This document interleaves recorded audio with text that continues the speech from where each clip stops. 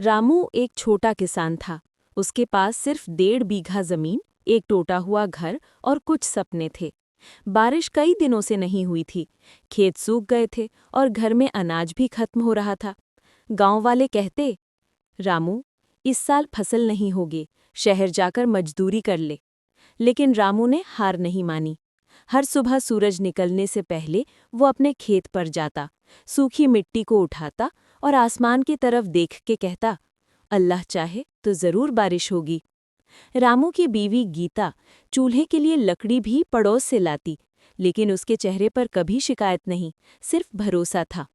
एक दिन उनका छोटा बेटा मोहन बोला, बाबा, सच में फसल उगेगी क्या? रामू हल्का मुस्कुराकर बोला, बेटा, बीज जमीन में नहीं, भरोसे में बोया जाता है। एक रात जोर की हवा चली, बादल घिर आए और फिर झमाझम बारिश शुरू हो गई। गांव वाले घरों में छुपे रहे, पर रामू भागते हुए खेत तक गया। मिट्टी उसके पैरों के नीचे नरम हो चुकी थी, जैसे जमीन ने उसका भरोसा स्वीकार कर लिया हो। कुछ हफ्तों बाद हरी भरी फसल लहराने लगी।